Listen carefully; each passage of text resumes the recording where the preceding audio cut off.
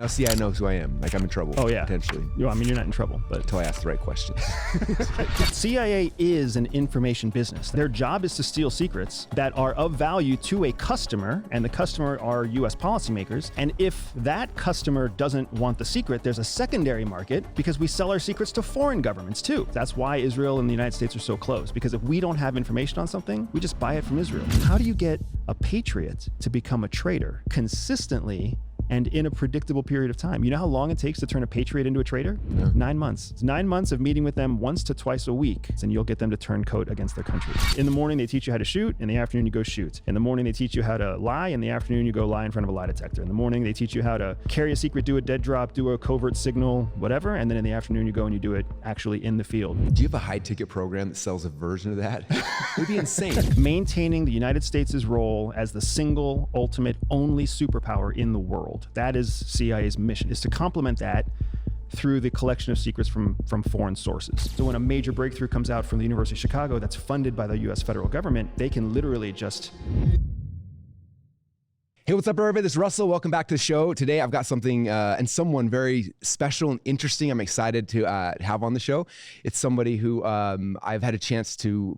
Actually, it's kind of a funny story. I saw you online all over the place. I kept seeing your face, and had no idea there was any connection at all until Jeremy messaged me and you, and then he said, yeah, oh yeah, this guy read your books. You should connect with him. And I opened up Instagram. Actually, you okay if I share this? I opened up Instagram to message you, and there was a message from August 19th, 2021 that you had sent me. And can you read that message? Yeah, I'll read it. It says, so 2021. So it says, Russell, I'm the first ever ex-CIA officer to launch an information product via digital marketing. I am nowhere near as successful yet as I will be, but of all my successes to date has come from what I've learned from you. I'm sure you don't read these messages, but I hope that somehow this message finds its way to you. You're still changing lives today like you have ever since you started, and my family forward thanks you. P.S. If there's anything I can ever do to support you or amplify your message, just let me know how. Andrew Bustamante. And so I saw that, I was like, I felt so bad that I didn't message you back then, first off, but then I was like, man, I'm so interested to hear so much about your story. This podcast will be fun because for my listeners who don't know yet, he's ex-CIA, he's got a bunch of really cool things. We're going to we're talking about some psychology and some brain stuff, but also I want to talk about his actual business. I'm assuming you don't get to talk. I don't get to talk about my business, which is so frustrating, man, because nobody understands how much of a passion it is for me. Yeah. Right? And it's the current mission. Yeah. And it's the driver behind getting your message out and everything else. And so we're going to talk about some of his stuff, and then also going behind the scenes to talk about his business and his funnels and everything. So I'm going to interrupt you. I have to interrupt you because it was 1 year after I sent you that. That was August of 21, right? Was it August or April of 21? It was August 19, 2021. 1 year after that is when I went viral for the first time. Really? And the whole strategy that I implemented to go viral is documented right here in your traffic secrets. Everything you talked about with earned media, everything that you talked about with capturing like a message and getting other people to amplify you and guesting on other podcasts, like that's just, if anybody actually tries to dissect my strategy, which isn't that hard to dissect if you look at it online, it's really just major platform to major platform to major platform, millions of views at a time on other people's podcasts with a single link that drives them to my funnel. Yeah. And it was just, once it worked, I just replicate it and start running. And it gets easier and easier every time, because once you go viral for one content creator, every other content creator wants you. They'll see you, yeah. And then the algorithm starts to reward your name. So like my actual name, your name is like this, and it's been like this for a long time, but like you got hundreds of thousands of searches for your name per month. And that's a selling point on its own. You didn't have to pay for that. You didn't have to, any of those kind of things. To this day, still, my company has $0 in ad spend. Really? Well, maybe I'll convince you today to buy some ads. I'm hoping you will pitch me something, because I don't know, ads are like the future for me. What should we sell them, guys? What do we got for? we'll figure out something. That's so cool. So how did you, the transition from CIA to info business, like I'm curious how that happened. When you had the idea, or did you leave first and then come into this world, or vice versa? How did it all work? So it's really funny, because I didn't realize this until much later after leaving CIA, but CIA is an information business. That's what CIA, the Central Intelligence Agency, their job is to steal secrets that are of value to a customer, and the customer are US policymakers. And if that customer doesn't want the secret, there's a secondary market, because we sell our secrets to foreign governments too. So primary and secondary markets. Okay. Really? That's how it works? That's insane. That's how it works. And that's how, if we don't have secrets, guess where we get our secrets from? Buy it back from them. We buy it back from somebody else. That's why Israel and the United States are so close. Because if we don't have information on something, we just buy it from Israel. That's why we have the Five Eyes partners in Canada, Australia, New Zealand, and the UK. If we don't have insight into, you name it, we'll just buy it from somebody else. And it's not the same as a commercial transaction. It's different. We buy things by selling training or selling merchandise or borrowing units. That's why we have American troops that sometimes sit in foreign countries. They're trading for some information they need. That's insane. Yeah, so that's the larger global marketplace, and it's not that different from the actual commercial marketplace. So the CIA's goal to just literally to gather information to be able to broker, trade, sell. That's the core focus of it? No, the core focus is American national security. Honestly, the core focus is actually something called American primacy, maintaining the United States' role as the single, ultimate, only superpower in the world. That is CIA's mission, is to do that, is to complement that through the collection of secrets from foreign sources. Anything that we do in an effort to maintain American primacy is essentially justified by the actions that we take, which is why people don't always agree with our actions. But at the end of the day, if you can justify the ends with the means, and if the ends are American primacy, then it kind of meets our bailiwick. Interesting. That's why it's so confusing for people like me who don't understand politics as well. And we watch Rogan or watch whatever the podcasts and stuff, and it's like, this doesn't make sense. Why are they doing that? And it's like, we have no idea the games are being played behind the scenes to actually make the things happen. Right. So when it took me time to realize that CIA was an information trading place, right? An information marketplace. When you're inside CIA, you very much get fed the lines. Like, you're the best of the best, you're the elite, you're the tip of the spear, you're making a difference, you're changing the future, you're shaping history, the list goes on and on. So the beautiful identity. Exactly. So you believe all this stuff, and you believe that you matter, and you believe that you're important. But as you grow in rank and you grow in responsibility, and you actually start to take on operations that are like legitimately dangerous, you come back and you ask yourself some hard questions, like, why the f am I doing this? Pardon my French. Why am I doing this? What's the point if at the end of the day, my kids lose their dad? My wife loses her husband. My mom loses her son. My mom didn't spend her whole life raising me so that I could throw it away in pursuit of rice negotiations with Thailand. You know what I'm saying? Yeah. So I had to get some space. So when I left CIA, I was still undercover. There wasn't really a process for leaving CIA when I left in 2014. Nobody really had quit that place. Usually you retire and then you come back as a contractor, like the next week. How long have you been in CIA for? I was undercover for 7 years. For a total government career of like 13 years. But when I left, I needed to find work because I had a 1-year-old son. My wife was also CIA along with me, and I had convinced her to leave also because of what I had seen happening to both of us. So we had to rebuild a life, but we were still technically and legally under a cover identity with the US federal government. So the federal government was in charge of our resume. The federal government was in charge of what we could and couldn't say. So every time we needed to talk to somebody or like submit a job application, we had to go back to CIA to get approval. They had to actually be the ones that submitted stuff. It was a nightmare. You still deal with that now? Like, do they check your podcasts up? Like, what are you saying? Yeah. That we don't have to deal with relying on them for everything, but they check on everything. So now CIA knows who I am. Like, I'm in trouble. Oh, yeah. Potentially. No, I mean, you're not in trouble, but until I ask the right questions. They knew who you were when I sent you that Instagram message. They're watching. Are they always watching?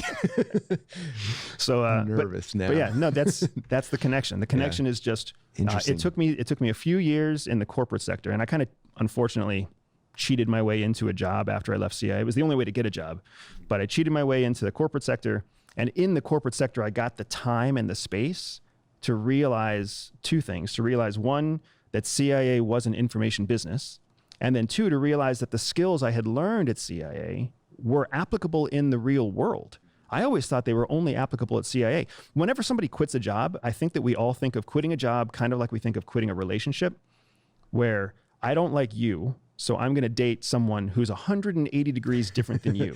Delete all of our pictures on Facebook and Instagram. Yeah, right? That's what we do. My wife had a 7-year relationship before she was with me. And after that relationship was over, she burned all the pictures, right? Well, now the 45-year-old version of my wife is kind of like, I burned some important pictures just because it had this guy, right? The same thing is true with careers. So we quit careers, we do something 180 degrees different. So when I left CIA, I assumed whatever I did next was going to be completely different. I was never expecting that so much of CIA would overlap with everyday life. And that's what kind of brought me to the idea of how do I sell what I learned at CIA to people who are trying to make a better life for themselves. And that was what put me on the collision course with you and Expert Secrets. Did you see other people doing it first? Like, oh, I see someone doing this and doing this, or did the idea just come in your head like I could sell this? You know what I mean? So we were previously talking about Agora Publishing, which is a financial information newsletter, right? A financial information company. And I saw it happening on the financial front. Even when I was at CIA, I had friends who were day traders and trying to make money on the stock market and currency exchanges and whatever else. Well, I learned while I was in the corporate sector, I was like, there are people out there selling information about how to sell stocks and how to do trades. So clearly there's a mechanism for selling an intangible product, for selling just information. And as I started looking down that road, I came in contact with a competitor to Agora and one of their kind of chief quantitative analysis consultants. And that guy, that quant, was an avid reader, like incredible dude. His name is Josh. And he was the one that was like, have you heard of Russell Brunson? Really? Yeah. Russell Brunson is like leading the charge on this idea of how to market information products. And I was like, well, let's see how that works. And as I dug into your content, and this is 2019, as I dug into your content in 2019, I started feeling like I was back in the farm. The farm is where CIA trains us. So much of the concepts that you teach, which you attribute to Kennedy and people before you, so much of what has been refined in the marketing space is the same psychological principles used to steal secrets from foreigners. So I realized I had a lot of what you were already talking about. What I hadn't done is put the right vocabulary and the right action around it to make it scalable. Yeah. Interesting. We actually, I'm working on a VSL right now. We got back from Agora and I wanted to make an Agora style VSL. And so, which if you've seen Agora's videos, they go back and they find these big ideas or these big concepts to lead with, to pull people in, and eventually comes back to like buy their newsletter. And so basically the entire VSL is about Sigmund Freud, who, the father of the subconscious and unconscious and learning that, and then his nephew Bernays, who found out about it. Then he gets hired by the government in World War I to convince the world that we need to be in this war. So he uses all of Freud's propaganda on the American people and shifts the entire nation in months to convince them that we need to go to this war. And so the government paid him. And then after the war was done, then he got hired by these companies. And so the whole VSL is like telling the story of Freud to Bernays, to Dan Kennedy, to me, but the whole thing, but it's the same principles that again, Bernays, who's, he wrote a book called Propaganda. He was the father of propaganda, and he was doing it initially in the government and then in corporate business. So it's like the same principle, same psychology. But I never thought about that's what they were actually doing, like in the CIA and like deeper levels of the government. It's fascinating. What CIA has learned over time, and keep in mind, CIA wasn't the first intelligence organization. CIA just learned what it learned from the British MI6 units that we helped during World War II. Right? After World War II, the OSS, the Office of Strategic Services, was created. From the OSS came the CIA in the 1960s and 70s. So as impressive as it might seem because of movies and media, it's young. And what it learned from the Brits, and what the Brits largely refined from the Russians, right? The North Koreans learned what they learned from the Chinese learned what they learned from the British, because China was an ally to the United States and the UK during World War II. It's a big incestuous pool that's basically based in medical psychological studies. It's not witchcraft. It's actually based in science. The difference now is when a scientific research discovery by UCLA or MIT or University of Chicago, when it comes out, the government now can fund its own research. And when somebody funds the research, they control its distribution. So when a major breakthrough comes out from the University of Chicago that's funded by the US federal government, they can literally just take it off the market. And now we have intellectual property that nobody else has in the world of tradecraft. So when you got into CIA, is there like a training course, a seminar, an event, a process to like teach you all these things, or is it more you learned it throughout the time on the job? You know what I mean? Or how does it all work? Yeah, we have a school. Actually, if you look up CIA University, it's almost all CIA email addresses come from CIAU. Really? Yeah. So it's a formal university that we have inside CIA that's only available to CIA officers. Dang it. I was all about to like, I don't like college or school, but I was like, I would actually sign up for that. That'd be so like, so cool. And we go through, when you come on board with CIA, you go through a lot of, you go through a pretty robust interview process, you go through a testing process, and then you start day one is actually something called in-processing, just like college.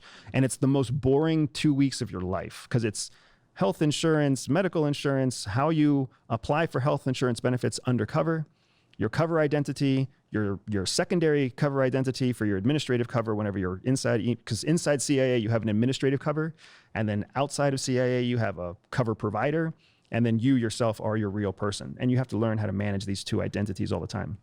So all this really so cool, but it's all sticky and administrative, and it's not as cool as it sounds. It sounds like you're 007. Yeah. Like, no, you're like, no.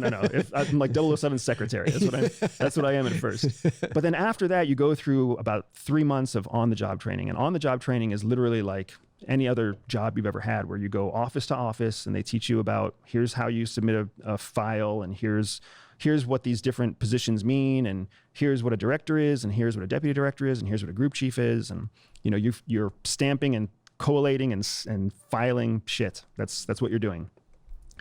But then after your OJT, if you make it through 3 months where different people say, yes, this person's ready for training, yes, this person meets the minimum criteria to work in the building, then they send you to what is known as the FARM, or the Field Tradecraft Course, FTC. And that is a multi-month, completely isolated experience. You're on a retired military base that's fully classified. It's got its own economy, its own community, its own infrastructure, and you live like in a different place for many, many months. And that's where you literally go to school until noon, learning a skill, and then from noon until about 10 p.m., you're out in the real world practicing the skill. It's a process called just-in-time learning. And it's as literal as it sounds. Like in the morning, they teach you how to shoot. In the afternoon, you go shoot. In the morning, they teach you how to lie. In the afternoon, you go lie in front of a lie detector. In the morning, they teach you how to, carry a secret, do a dead drop, do a covert signal, whatever. And then in the afternoon, you go and you do it actually in the field, under observation. It's wired all the time. It's got every person there that isn't you is a trained instructor observing you, and it's very intimate. Do you have a high ticket program that sells a version of that? It'd be insane to come out for like a week and like, we're going to shoot one day, we're going to beat lie detectors the next, like, anyway. I've wanted to develop it for a long time. And now I know what we're going to talk about off camera. Yeah. I'd buy that. So it'd be amazing. I don't know Neil Strauss, but he's written so many amazing books, but he had one on, I think called Emergency. So like if the whole world falls apart, what are you going to do? And he took his mastermind out, and I was talking to guys because we did a thing together with him. And I was meeting his guys, and they'd done that like 3 months earlier. And he's like, yeah, they took us out, and they like put a cover over the head, took them to the little city, zip tied them, and left them somewhere. And it's like they had to figure out how to like break the zip tie, get out, and there were people trying to capture him. It's all role play in the city, like downtown LA or something. And he was telling us the whole thing. I was like, that would be so much fun, and like. To kind of have a chance to live that part of it a little bit, where you don't have to worry about getting shot, but you still like feel like you're running from people who are going to shoot you. Well, and what's nice is we have the tools that you can shoot somebody. Like, oh yeah, you can shoot somebody just not with like a lethal round. Yeah, and we did something similar. I actually did host I did a kind of a test event called Urban Escape and Evasion, where I hooded people, and we put them under arrest, and we pulled them out of their beds in the middle of the night and put them outside, and then put them in all these stress poses, and then actually interrogated them with a trained interrogator under the flashlight or under the hot light and everything. Waterboarded them. I mean, I have waterboarded somebody, and it's on YouTube. And he asked for it. He's a pretty big podcaster, and he asked for it. And then after it was over, he didn't ask for it anymore. He's like, we're good. It's not great to be that guy, but yeah. Some people get a phone call when they're like, hey, will you come over and have dinner and watch a movie? I'm the guy that's like, hey, will you come over and waterboard me and shoot me with a rubber bullet? And I'm like, oh, sure. Our friendship isn't going to get closer, but I'll come do my best. We'll do it. Is that crazy that people like me would actually pay you to do that for? Anyway, so much fun. The life-changing benefit is real.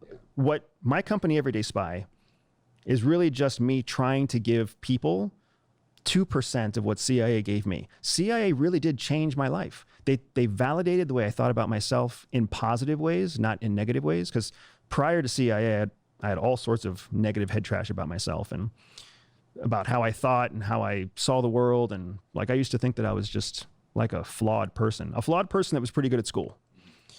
And then I go to CIA and they're like, you're not flawed. You just see the way it really is. And you can see why it is the way it is. Because when you understand human motivations and when you understand human emotions and when you understand human survival instinct, when you understand it naturally, you don't fit in. You don't fit in because everybody else out there believes the lie and you see something else. And it was just putting vocabulary and putting science around what I was seeing that helped me to understand what was happening. Because just like you were saying earlier, the propaganda of yesterday is still the propaganda of today and will be the propaganda of tomorrow, which means the marketing of yesterday is still the marketing of today and will be the marketing of tomorrow. Yeah, so cool. All right, let's talk about your business a little bit. So what I've seen, and again, I haven't gone deep into your funnels yet. I was going to wait till after this to do the quiz. Ben on my team took the quiz though. And so on a lot of podcasts and interviews, I see the initial call to action is for them to go take the spy quiz to find out what kind of spy they are. Is that I'm curious if that's something new, or was that one of the first things that hit when you were putting content, being interviewed, all kind of stuff? When did that come into it? So the spy quiz idea came not long after I sent you that message, actually, in 2021. It was the very first, dude, oh my gosh, I can't, like, this is how business works sometimes.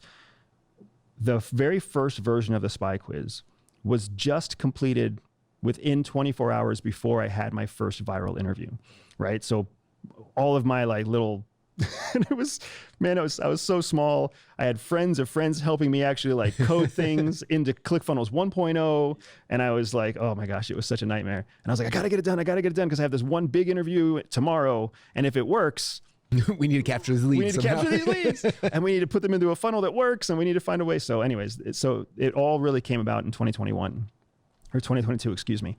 But the idea was born in 2021. And the idea was really, the whole challenge with traditional marketing is this problem solution framework, right? Because you teach, and I'm going to geek out, dude, and you just tell me if I'm going too far geek, okay?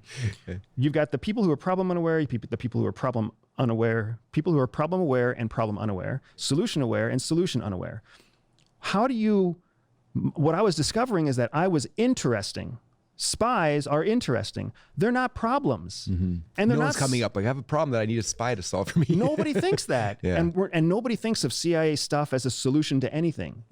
When my company first started, it was actually called Everyday Espionage. But then I learned that the word espionage is too unpredictable. There are people who don't know that word at all. And then there are people who don't know what that word actually means. And then there are people uncomfortable. Yeah, who just immediately assume that espionage is evil or bad or negative. So then we changed it from everyday espionage to everyday spy. And just that turn completely changed the attitude, because spies are cool, mm-hmm. and spies are popular, and spies are something everybody wants to be, but nobody wants to commit espionage. Yeah. Right? Interesting. So from this, I was like, okay, the big problem here is we're getting leads, but we're not getting qualified leads, because everybody's signing up to learn about everyday spy just because it's interesting, but nobody's entering our sales funnel. And we're watching it because of ClickFunnels 1.0. We're literally watching them land on the first page and drop off before the second page. They're not even looking at it.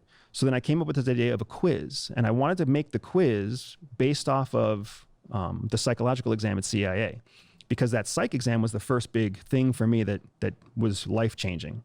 When I got my psychological battery results back.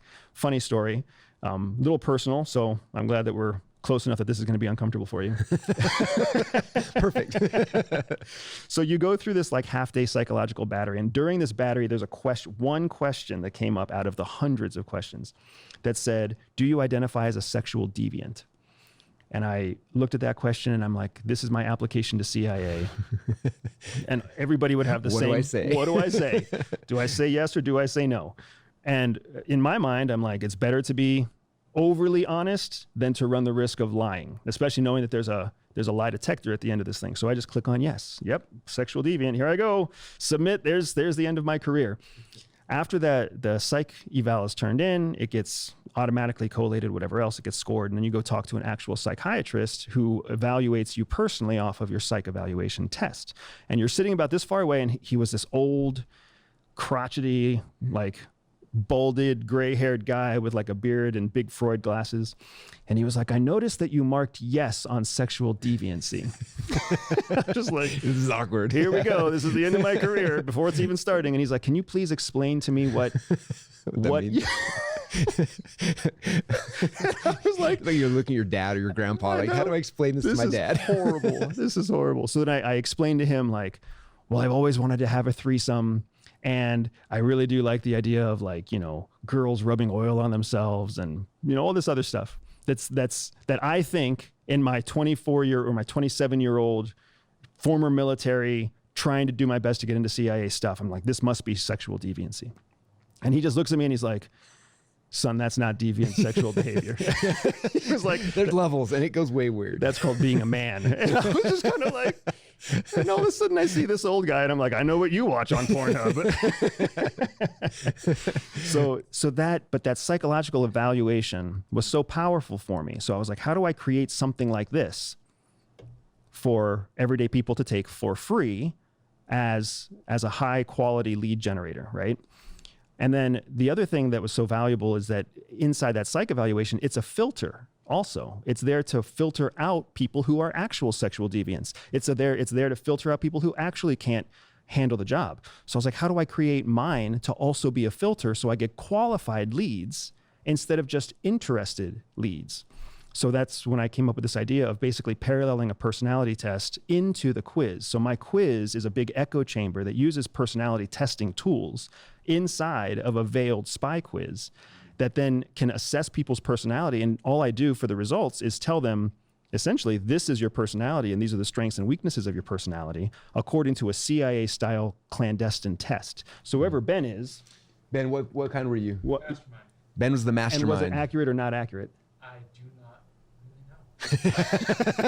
I don't trust it. He's not sure. He second guessed himself. But that solved all So of how our many problems. different profiles are there? There's 5 different profiles inside the quiz, and we have a very high success rate, not only in terms of accurately identifying the person, because a lot of times when people come back and say, I'm not sure if it was real or not, I don't know if I trust it, they realize that they misanswered some of the questions. So remember how we were talking about the challenges of email off camera? Yep. One of the challenges of email is that people use these throwaway email addresses. That's what we call them at CIA. An email address that you create only to send junk mail to. We have that problem with our company too. People sign up with the junk mail address.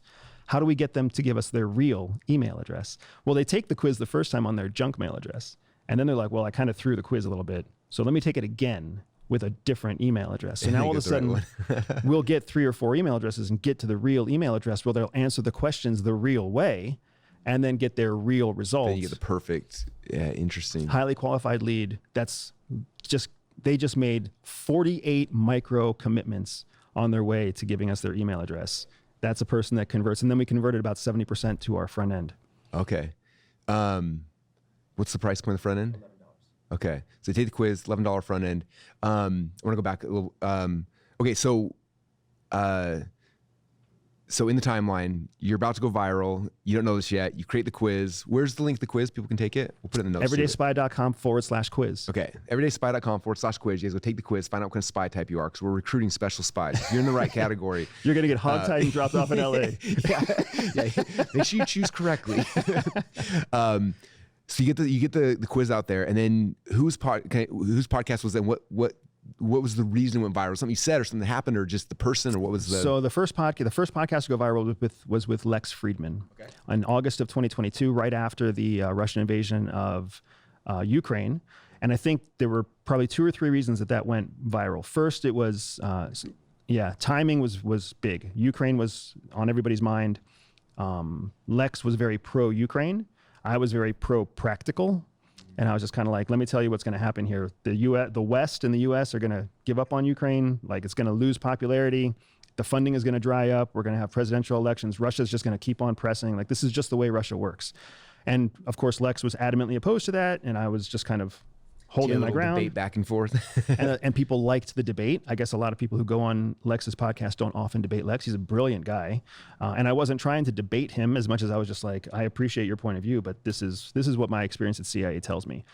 That has gone on to have almost 20 million views. It's the #1 Lex Friedman podcast still to this day. And I mean, that on its own created millions of leads for us. Yeah. Were you able during that to push the quiz, or did people? That was the first time the quiz was launched. And you said just during the interview you dropped it and said it? No, I didn't even get to say it. So it's just like people started Googling you afterwards and found it. And then the link is in the description. It's one of the first links in the description, the spy quiz, and it just took off from there. That's so cool. And then after that, then you start going and you're just hitting tons of So I'm curious because obviously in Traffic Secrets I talk about this, and a lot of people read the book and a lot of people still don't do any. It always blows my mind. The breakage between like someone who reads something and actually does something, like it's so interesting. And I get a lot of people who are like, well, that's cool, but I'm not you, Russell. I can't get on podcasts or shows like that. I'm curious how I mean, obviously you get 1 or 2 hits, it gets easier and easier, but how were you out there? Was it you just messaging them, people messaging you? Both that, how are you getting on the shows? So I want to go from before viral to after viral, because before viral, I mean, if somebody with 5,000 followers talks to you, they're like, you say yes. Yeah, that's 5,000 people. That's 5,000 people, right? So I said yes to all. I was all over the podcast circuit for low-level, small podcasts, audio only, audio and video, 100% remote, like all the crappy stuff nobody wants to create. But again, going back to your stuff, I was like, I got to create the crappy stuff because one day it won't be crappy and people will want to go all the way back and see my crappy stuff. So if you go to I currently have, I think, 650,000 subscribers on YouTube. If you go back and put my videos in order of oldest, you're going to see all my crappy stuff, right? Like it's got to be there. Yeah. So cool. So I did the same thing. So I was all over small podcasts. I think I got one decent sized podcast of like 250,000 people. It was like a conspiracy podcast that was in Largo, Florida. A guy called Danny Jones, great podcaster. He's grown since then too. But Danny Jones had me on his show with like 250,000 subscribers. And then a protege of Danny, a guy named Julian Dory, invited me to come on to his show in New Jersey, which was like 100,000 people less than Danny Jones at the time. And somehow between those two, making clips and making shorts and making reels, they had some really successful reels with me. And that's how Lex found me. And then everything Lex touches goes big. And then from Lex, it became Modern Wisdom. It became Sean Ryan. It became Tom Bilyeu. It just kept going up, right? All to Steve Bartlett. And now I have like a Rolodex of people. You made this comment once about selling your phone because of the people who are on your phone. Yeah. It's unbelievable the people who are on my phone. It's unbelievable the people I get to just chat with and text message. I get questions from people about what's happening in the world. And I'm like, my wife made fun of me the other day. Steve Bartlett, Steve, if you're watching, if you're watching, Steve, keep watching because Russell's awesome. Can I tell you Steve Bartlett's story? So same thing. He messaged me on Instagram years ago before he blew up, and I didn't see it because I have people anyway. And so then he starts blowing up. So I go to message him, and there's a message from him. He's like, "Hey man, I love your stuff. I love to have you on the show." Da, da, da. And I message him back, and no reply. I'm like, "Dang it! I gotta start checking my DMs more often." Anyway, so but Steve Bartlett was texting me the other day, and I was talking to my wife, and I was researching something for my wife, and his DM came up and I was like, "Oh, Steve Bartlett just messaged you." And I swiped to the left to keep researching for my wife. And she just looks at me and she was like, "You just swiped that guy? You just swiped Steve Bartlett off your screen?" And I was like, "Well, I'm trying to find whatever. I'm trying to find the right pair of shoes for you or whatever it might be." You're the most important person in my life. He's number 2, but you're number 1. Oh, I should have said that. That would have been way smarter. Brownie points. Man, that's so cool. Okay, so now someone comes in, so they're senior content, they go through the quiz funnel, and then so the first offer is $11. Walk me through then the process.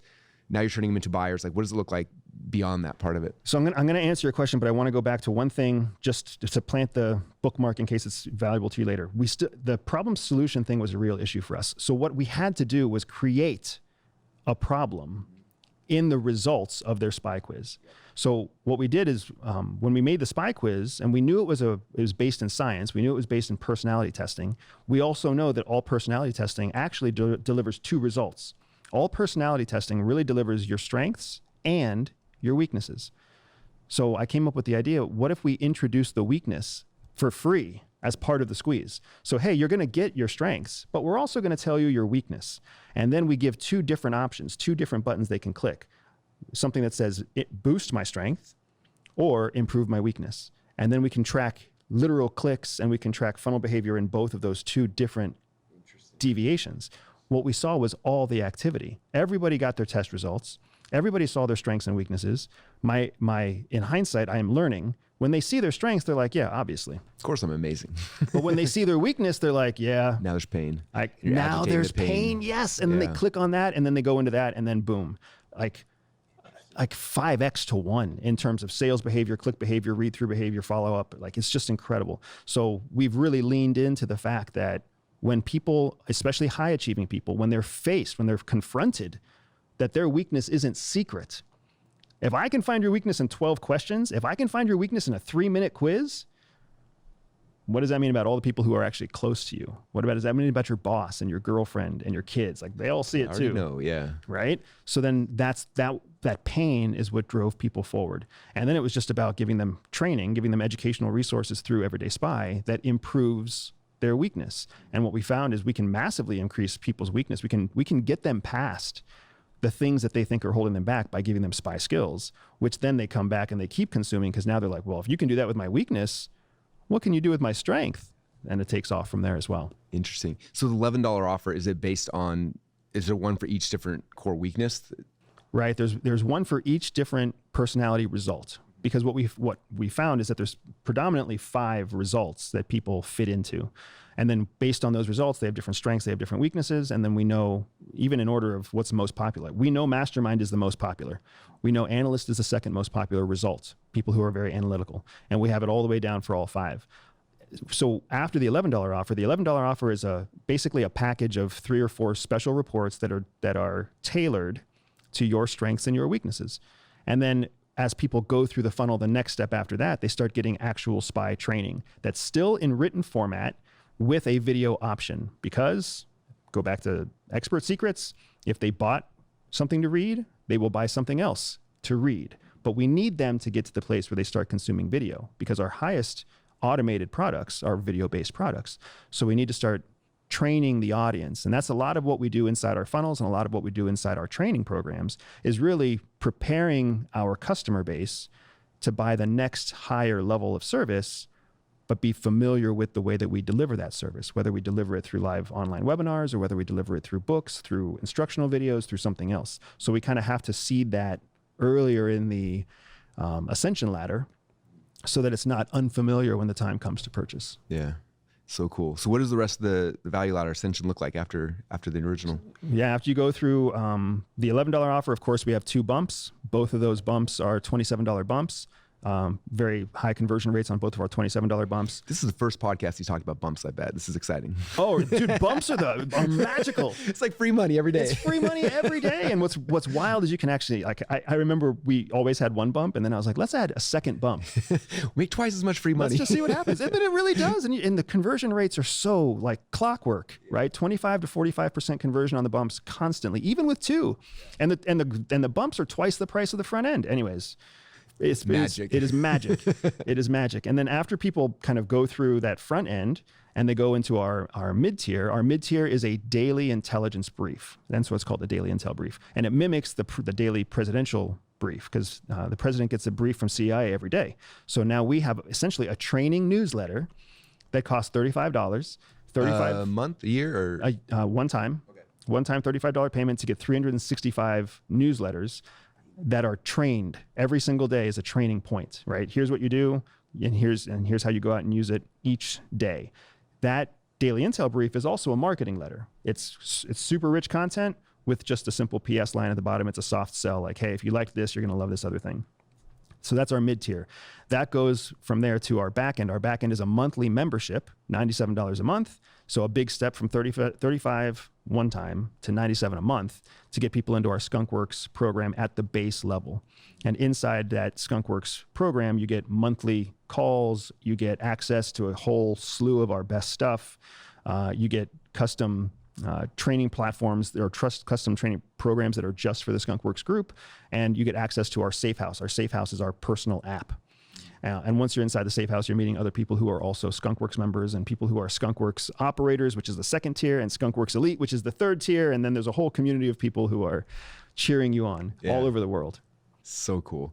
And then do you have anything beyond that? Any stuff? And then everything gets very custom and tailored beyond that. So we have live events that we sometimes host for anywhere from $997 to $397 in terms of price point. We have a surveillance training program. We have a live tradecraft training program. We have an urban escape and evasion program. We have a 3-day crucible. We have a 3-day ghost tactics program. These are all $497 up, so $5,000 and up. And then we get tons of leads for corporate stuff too, to come in and train corporate executives, to come in and do TV stuff. I actually just got an email this morning. They want me to come, like Discovery Channel has a show, or Hulu has a show that they're running in LA, and they're like, we need you to come in and teach a bunch of celebrities body language in like 10 days. Can you do it? Here's what we're willing to pay you. And I'm like, sure, let's go teach a bunch of celebrities how to read body language and how not to touch their face. Oh crap. Last week we've been all watching clips and sending them back and forth to each other. So I think this morning I sent Brandon the clip about touching your face. I all like self-conscious, don't touch your face. No matter what you do.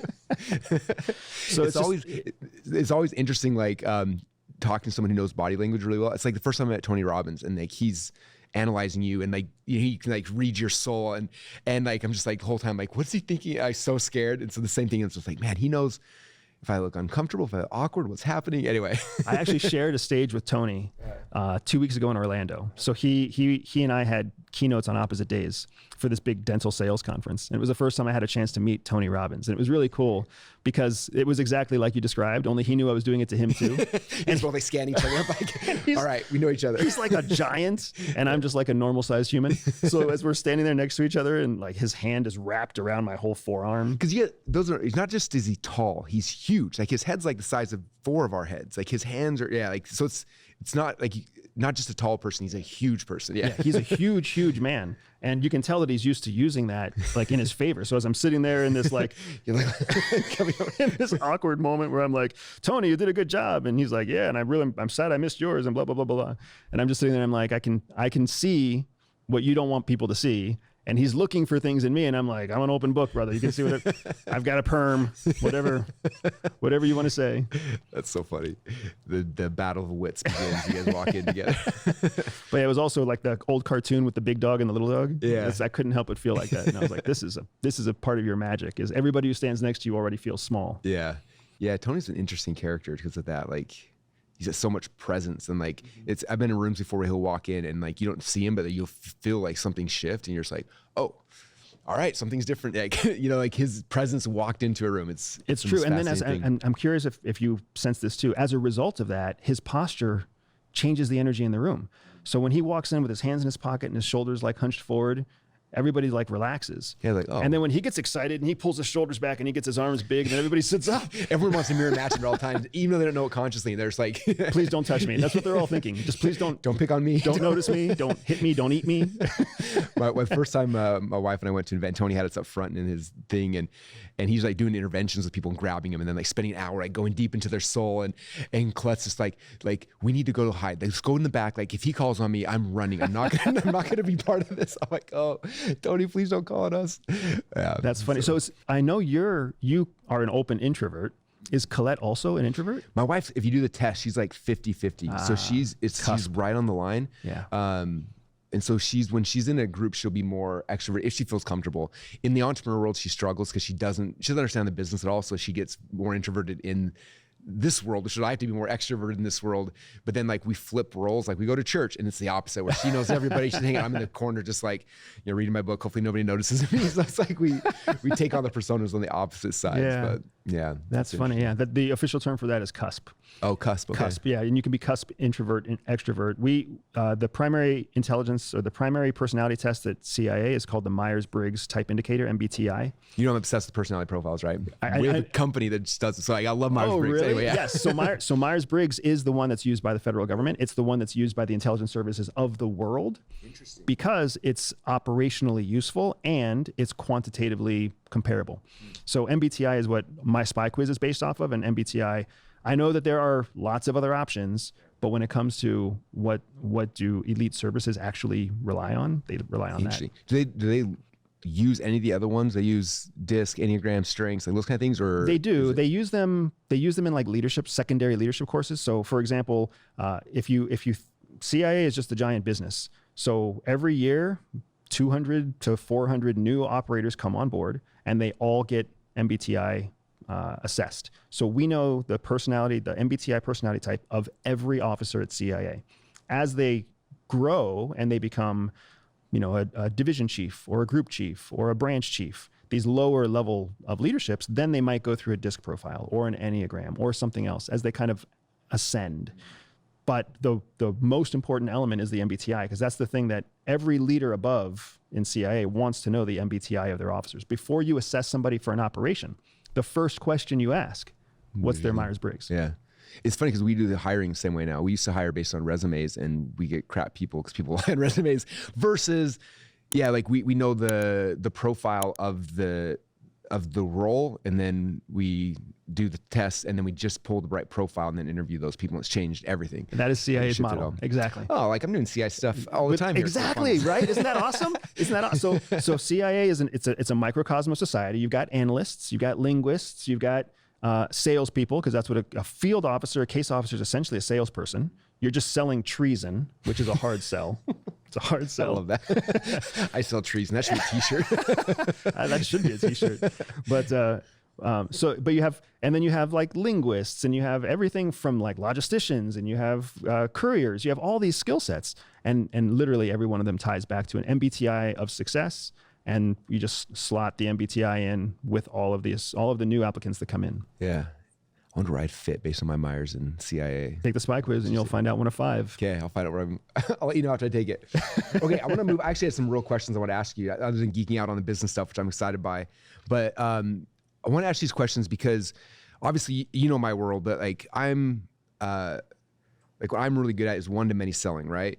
And the reason why is because I can't. One-to-many selling, as you know, we can't just have a conversation. I figure out your disc profile, and then I can sell you based on exactly who you are. And I do think the tech is close. That's why we built the personality profiling company, is just to get a huge database of profiles, so I can feed it into funnels. So when you opt into a funnel, I can be like, oh, he's an INFJ. Rewrite the headline for someone that's, like. So that's where I'm going with my whole my world. But prior to that, we can't do that, right? Like if I'm in a room speaking to 1,000 people or 10,000 people to sell them something, or I have a webinar with 5,000 people that I don't know who they are or whatever, like I've got to figure out the profile of the audience as a whole, right? And then figuring out like what are the false beliefs that they have as a whole, and all these kind of things. And from that, we reverse engineer, build a presentation that's going to try to attack as many things as we can, rewrite false beliefs in a 90-minute presentation that hopefully hits as many people as humanly possible, right? Like that's the world that I've been in for the last 20 years with one-to-many selling. And again, this last week we watched probably a dozen or more of your interviews. It's been fun. And so there are parts some things you said in other ways that were interesting because like you guys are doing that, but you're doing it on like a target, like a person, like you're trying to figure out like exactly who that person is. I'd love to know more about just when you guys are doing that, focusing on a target, like some of the things, the things you're trying to understand about them believing, because it all ties back to beliefs, right? Like the things we have to get them to understand about them so we can figure out the beliefs we need them to have to be able to persuade or to move. Yeah, it's funny that you mentioned this, because this is one place where I deviate from your expert secrets. When I first read Expert Secrets and I saw your webinar profile and all of your great sketches about the epiphany bridge and the opportunity shift, there were elements of that I was like, this is gold. Opportunity shift, gold. The epiphany bridge, I was like, that's not been my experience, because in CIA, when we're in the field, we don't want to change someone's core beliefs. The more you try to change someone's core beliefs, the more you push them away. The more you force them into a situation where they have to choose you or themselves. And people will always choose themselves. It's inherent in their survival psyche. It's a survival instinct. I have to put myself before anybody else. So rather than build a bridge that kind of makes them ask the questions that are uncomfortable for themselves, we try to build a bridge of commonality.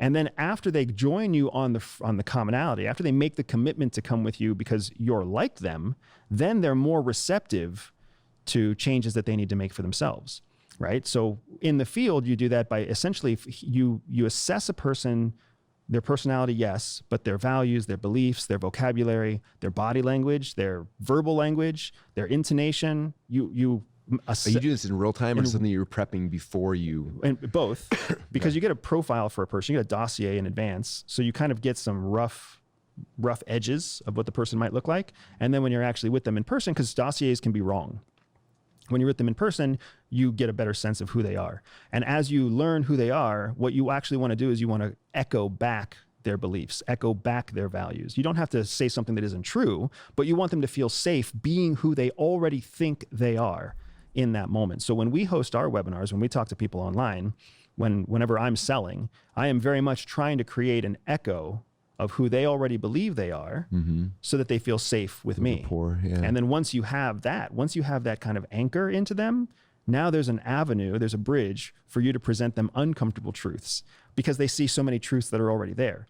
And if you really want to lead, because CIA knows that the best secrets don't exist with treasonous people. The best secrets live with patriots. They live with loyalists. They live with people who are faithfully dedicated to the cause. Well, how do you get a patriot to become a traitor consistently and in a predictable period of time? You know how long it takes to turn a patriot into a traitor? No. 9 months. Really? 9 months. 9 months of meeting with them once to twice a week over the course of 9 months, and you'll get them to turn coat against their country. That's a person who's built a whole career, a person who's built their whole life trusting their country, and their country trusting them, to the point where now they carry the president's secrets. They carry nuclear codes. They carry scientific secrets, and they're willing to trade those for something else because they trust you with the secrets that they've been trusted with, right? So we try to use that same model, not as a replacement to your Epiphany Bridge, but as like a precursor, precursor to it. That's really interesting. I know there's a guy in Australia, he's a great speaker, and when he speaks an event, he said the first thing he tries to do is he brings in universals that everyone believes true. So he's like, hey, let's say it's Friday. It's like, hey, happy beer on this Friday afternoon. And everyone's like, yeah, it's Friday. Like, yeah, and it's crazy how sunny it is outside. And he like all these universal things that are true for everybody. Is like the more of the universals we get, then we're all like have perfect rapport before we transition to other things. He's trying to get everybody to feel that same way. So it sounds very similar. Like how you're doing on your presentation. It's true. And one of the things that I also try to do is I try to give people vocabulary, my vocabulary, right? I don't want your vocabulary. I want you to understand my vocabulary, and universal truths are a piece of that.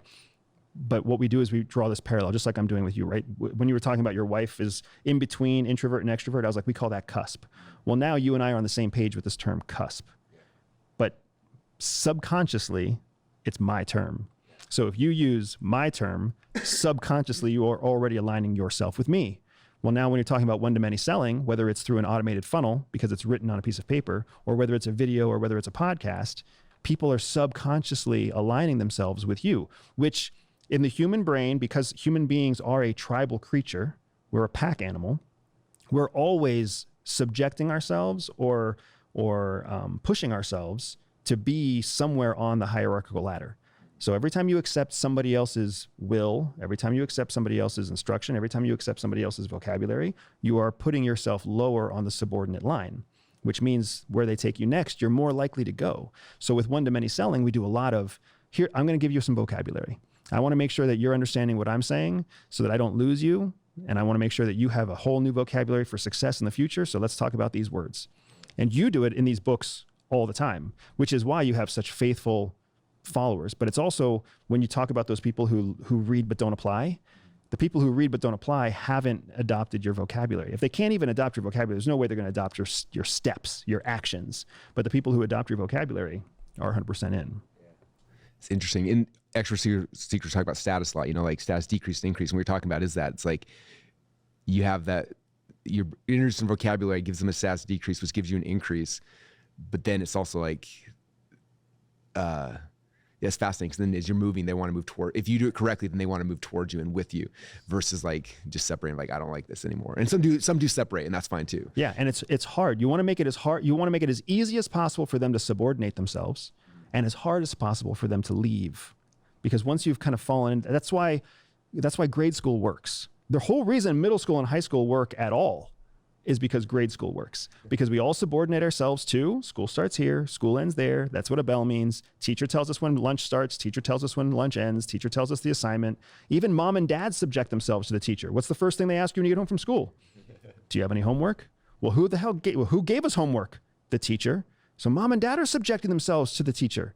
So all of a sudden we learn, don't question the teacher. And the teacher just gets replaced by the boss and the supervisor and the college professor. And we never realize that we're just reliving grade school all the time. Well, we don't need to change the way that we work, or we don't need to change the way that other people work. We just need to be the new teacher because they're already subordinate to a teacher. Yeah.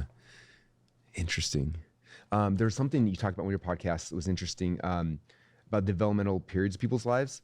like 0 to 7, 7 to 13, 13 to 25, 25 plus. I'm curious, because it's kind of going back into elementary school and things like that. Explain that concept and how that fits into you as a leader trying to persuade and move people as well. Yeah, so it's such a good question. There are 4 developmental periods, just like we just talked about. And as a quick recap, 0 to 7 is the first developmental period. And during that period of time, it's defined, cognitively, it's defined as a period where everything is learned. Everything is learned. Everything they hear, everything they see, everything they taste, everything they touch. From 0 to 7, it's all given equal gravity, right? It's the best age too. Kids in that's like how old are your kids? I have an 8-year-old and a 12-year-old. Okay, yeah. I agree completely. 0 to 7 is the best. Absolutely. That's why people keep having kids. That's why we had 5, because we're like, we need another one of these. And then they all code out, and then it's like, what were we thinking? Anyway, I should have said, I love all my kids. You're all great. But you were the best during like 3 to 6 or 7. Anyway. It's so true. I say 5 to 7. 5 to 7 is like magic. So much fun, yeah. Magic. But in that period of time, everything's equal. Mom and dad are equal. Whether they see something that's true or whether they see something that's false, it doesn't matter. To them, it's real.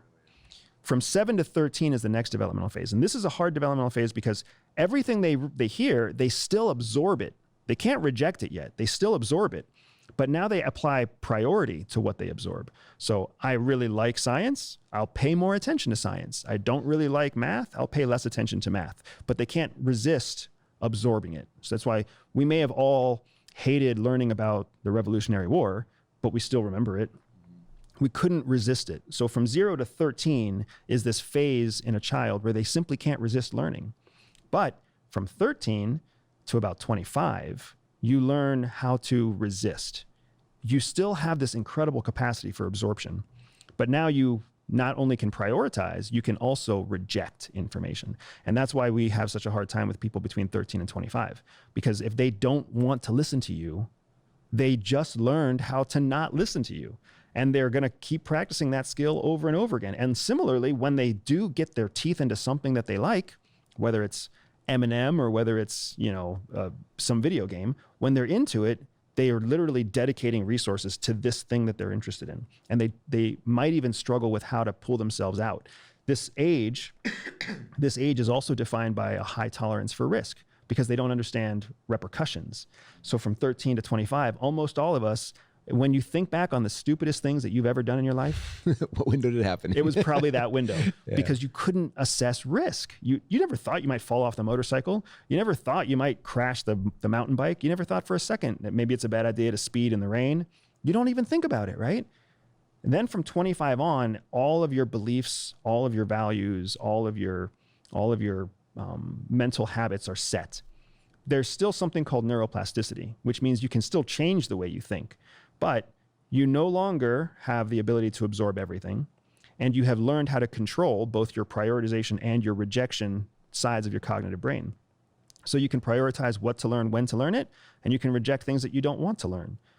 The problem is that for the vast majority of people after 25, they don't think any differently than the way they thought at 25. They just stay in the same groove forever. They have neuroplasticity, but they never exercise it. And the small group that actually discovers that they can change the way they're wired, they can change the way they think, that group goes on to have exponentially more success than the average bear. So those are the 4 developmental groups. And the reason I think those are so valuable is because if you're trying to sell, for me, my target is nobody under the age of 25. It's completely out of my control under the age of 25.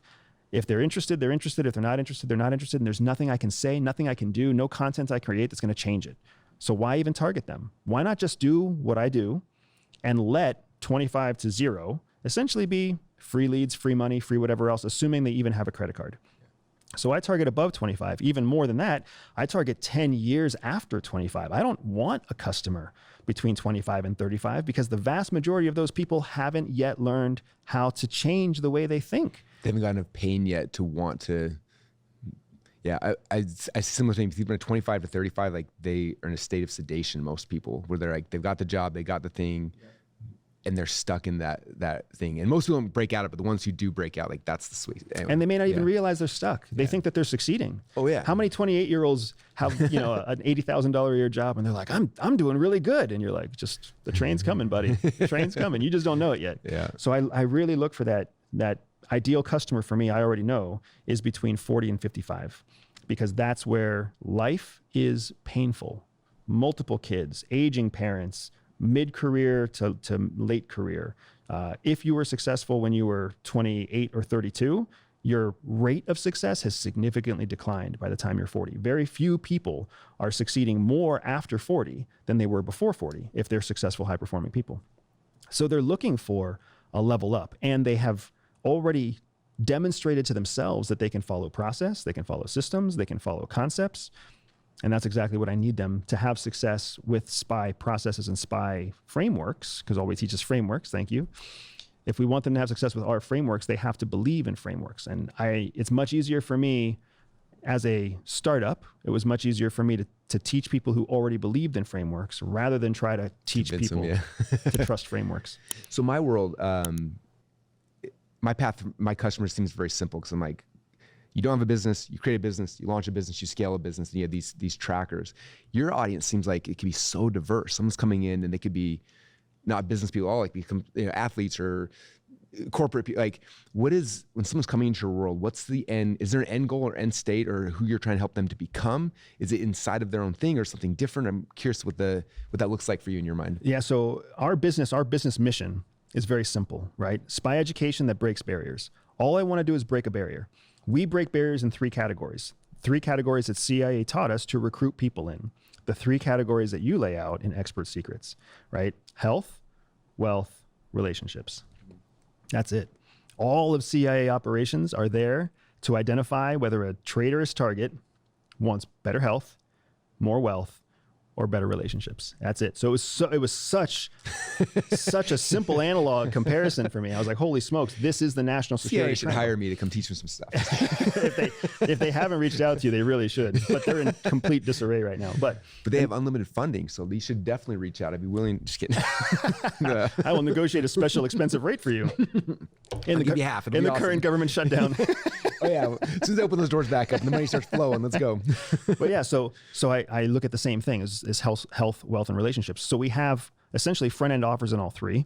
We have breakthroughs, attainable breakthroughs that take less than an hour in all 3, because we want someone to have break a barrier using a SPY skill. If we can just get them to break a barrier using a SPY skill and see that it works, they'll be in for the next step.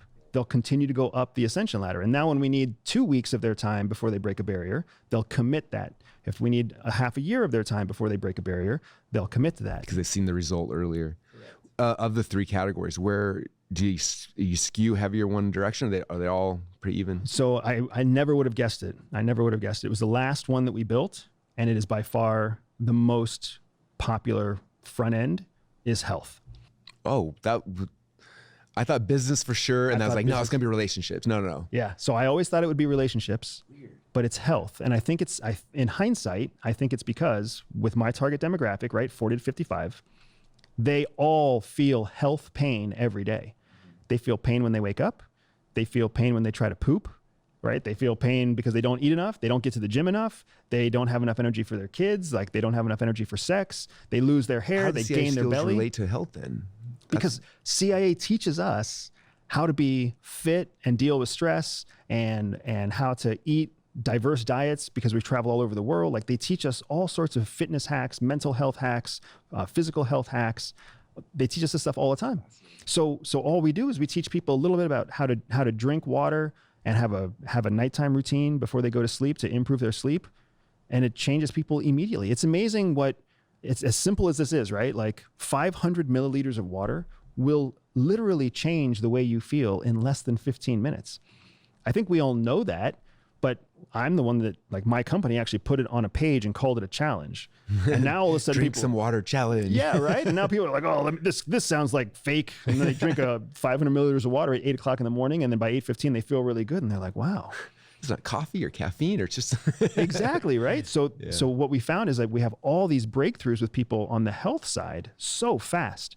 And then because they see what strawberries in the morning can do for them, they see what water in the morning can do for them, they see what 5 minutes of a walk can do for them before they drink a cup of coffee, they make these huge, these are monumental changes to a person's routine. drink a glass of water, have a bowl of berries, and go for a walk before you drink a cup of coffee. All in, that's going to be 10 extra minutes in your morning. We're not taking your coffee away. We're just saying, try this. And then by the time their coffee is done brewing, they actually wonder if they even need their coffee. That's such a monumental change to ask for somebody when it comes to saying, hey, now pay $97 to join this once a month group. They're like, oh yeah, that's easy. Yeah. You can see the value of that really fast. That's so cool. Cause if everyone's coming on Spy Quiz initially, where do you separate health, wealth, relationships? Is that further down the funnel, or how do you get people to raise their hands for different? Yeah, we have to teach them, just like you were saying. So people are not aware that there's these 3 different areas of their life. I think they subconsciously realize that life doesn't all fit in one channel, but they don't know how to name those channels. So we essentially take our entire audience, everybody who comes in as a lead, that's who I consider the audience, right? Everybody who comes in and doesn't squeeze to the lead, they're not ready for us yet. They'll come back to us in the future. They can't resist. You can't resist when your algorithm feeds you me all the time. Keep popping, like, fine, I'll take the quiz. For about 20 times, I'm in. I'm going to do it. For real this time. But we break our entire audience into people who are on the daily intelligence brief and people who are not yet in the daily intelligence brief. Because the daily intelligence brief, that mid-tier offer that gives them one piece of content every day that's training content, that's where they start to learn through one email, less than 500 words a day, how to think like a spy. And that's where we teach them. Spies break their life into 3 categories. And here's why we do it. And here's what category 1 is. And here's what category 2 is. And here's how the national security infrastructure uses these 3 categories. And all this cool stuff. It's like 70% cool, 30% education. Because nobody wants 70% education, 30% cool. So we teach them all this through this constant ongoing newsletter. The open rates are out of this world. The click-through rates are fantastic. And we know it works. That's our core audience. And then that's the audience we can cultivate. Everybody else who's not on that list is either haven't gone past the $11 front end, or they don't have the money to go to the daily intelligence brief, or the offer is not attractive to them. And if they're not attracted to a daily training, there's no way they're going to be attracted to a 6-month training. Your year-long 365 emails, is that pre-written, or are you generating them? It's evergreen. Every day? It took me 2 years to write it. So from 2021 as when I started writing the emails. And it was because I learned from the financial marketplace of Agora and our actual seed, the first company to ever find us and start putting money into us as a consultant was a company called FinMC, Financial Marketing Company, I think FinMC in Jacksonville, Florida. And right away, because they were a company that specialized in financial information. They saw that we were putting out espionage information, and they were like, we want you to come and be like our current events person so that you can speak to our audience about current events and how they're going to impact the marketplace. And I was like, yeah. And they put me on like a $4,000 a month retainer. And I was like, this is the best thing since sliced bread, right?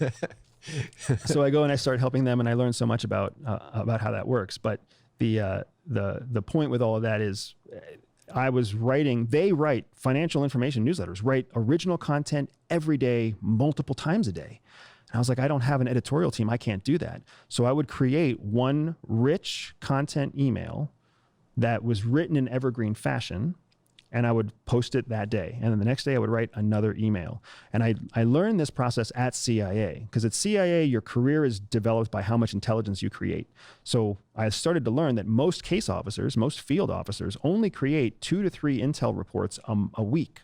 So in a 7-day period, they only create 3 intelligence reports, and that's average. So I wanted to hack the system, and I was like, how do I get to be a good intelligence officer without actually collecting more intelligence? It's like, oh, why don't I just take my 3 reports and spread them out over the course of 7 days? So then I will publish a report every single day. And it just absolutely jump-started my career at CIA. So I was like, I'm already used to writing 800 words a day. Let me just do it again. And this time I'm doing it for money instead of for a promotion. And I just got into this process. And after a year, I had 220 dedicated emails just because of the way it turned out. And then after the second year, I got through another 220 emails. And then I took 440 emails, hired Load them up in the autoresponder. Yeah, and I hired a copywriter who was more qualified than me, and I was like, pick the best out of these. Here are my open rates. Here are my click-through rates. Here's the deliverability for all of these, and then we nailed it down to basically 320 that were significantly better than the other 140 or 160, and just did it all empirically. And now that is the automated daily intel brief. Yeah, that's the paid one, right? Yep. Yeah, $35. And you get what is essentially the best of 2 years worth of daily training emails. Dang, you gave me an idea. I appreciate that. I have a really cool idea actually tied to that for the actual ClickFunnels brand. So anyway, very cool. That makes me feel good. That makes me feel good. ClickFunnels has done so much for me. I'm glad I can do something for you. That's awesome. Okay, so man, this has been so fun. I appreciate you being here and sharing these things. I would love again, I have people come to my world, and I've been doing this a long time. I've been doing this like 25 years. And when I first started doing this, everyone thought what I was doing was a scam. It was just like, in fact, I remember this is the worst story of my life. It was my first Thanksgiving. My wife and I, we just got married. I'm at her parents' house, and we're sitting down to Thanksgiving dinner, and my mother-in-law was like, hey, I Googled your name, and there's a video of some guy saying that you're a scam artist. Are you scamming people? And I was like, newlywed. I'm like, oh, so I sneak away during dinner. I Google, and sure enough, the guy made a video saying and it took a long time for all the stuff that we're teaching now for people to even think it was legitimate. And then eventually it's been adopted and it's been more legitimized, but it's always fascinating to me that when it gets outside of I don't know, the entrepreneurs, the dreamers, these kind of people, but people who have real businesses and real, someone like you who's working in the government doing these things, and most of them, when they see what we're doing, they reject it, this isn't a real thing. So I'm curious, I love if you just even talk to them, helping people understand, this business, this industry, and taking your information and how you can change people's lives, and how it's, I'm sure, affected you, just seeing how this skill set you had that you didn't even realize was commercial for everyone else, how many people's lives you've had a chance to change because of it. Because I think that they understand that how real this can be and how it can change people's lives and how fulfilling it can be for you as a person. I think more people would be interested in being part of it. And I am talking to you. I am talking to whoever's watching, but I really want to tell you, because you touched my life. There are 3 people in my family, my wife and my 2 kids, and their life is completely different than it ever could have been because of what you built with ClickFunnels, because you took that question from your mother-in-law and asked you if you were a scam artist, and you didn't shy away from that, right? So I genuinely want you to know the work that you did in 2019, the work that you did in 2013 until 2019 is what made me take the action I took in 2019.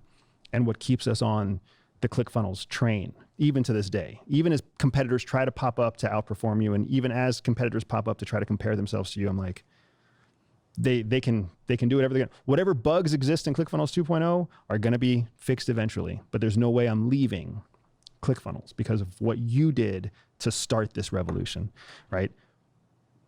Human beings are all wired the same. We all, irregardless of our skin color, our age, where we went to school, what language we speak, what God we follow, it doesn't matter, what country we live in. We all are made of the same organic matter, and that includes our brain. And CIA teaches us that the human brain is the most consistent part of the human body. So everywhere in the world, every human being that ever has existed and every human being that ever will exist, they have the same brain.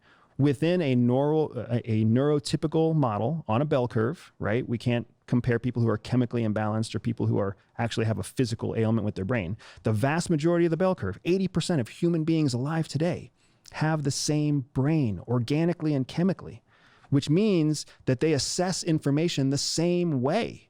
It's only what they're nurtured with that changes how they view information. Otherwise, they process it exactly the same way. All you've done with ClickFunnels, all you've done with this book series and the work that you've continued to create is given the code to that existing computer that exists in 80% of brains. If we change the language, we'll reach more people, but the message doesn't even have to change. If we change the size of the font, we'll reach different age groups, but the message doesn't have to change. And the process is so repeatable, so scalable. It's why one-to-many selling works. And to your point about moral obligation, if you have created something that helps other people and you believe in what you have created, you don't have a choice. You are morally obligated to do everything you can to spread that message as far and as wide as you can. Everyday Spy is my moral obligation. CIA changed my life. It changed my wife's life. It gave us a whole different way of viewing the world. It was a blessing that I cannot describe. Traveling the world undercover, operating with my wife in foreign lands, keeping Americans safe, absolutely a blessing. And it does not compare to the way that I get to serve people now. I serve people thousands of leads a day with no ad cost. They find me, they reach me, they learn about our content, they choose for themselves. That's their choice, right? We have hundreds of conversions a day with no ad cost and all evergreen marketing content. We do this not because we knew what to do. It's because you programmed the pink matter between our ears. And I was like, this is what CIA taught us to do with treason. And now we get to do it with something that builds the world instead of something that tears the world down. We've touched millions of lives. I have touched more than 1 billion lives online alone. When you look at all the content we've created and you summarize all the views together, 1 billion people have seen my content. And I never put an ad dollar behind it. And it's because of Traffic Secrets. And it just, I mean, Russell, I don't know what to tell you, dude. As soon as I had the chance to reach you, Instagram didn't work. So then I tried to find other ways to reach you and those didn't work. But finally, Jeremy Minor was like, let's just send him a real quick message. I'm going to play pickleball with him this weekend. And I was like, I got to tell this guy the truth. Oh man, I'm so grateful you did. And yeah, it's so fun to hear your story and so proud of what you've done. And yeah, it's, and you know, it's from your own work too. It's like the most rewarding thing you do in your work is seeing somebody take it and do something with it. And so it's just so fun for me to be able to see that and see what you've done and all the lives you're changing. And you're just getting started, man. You're at the very beginning of this whole thing.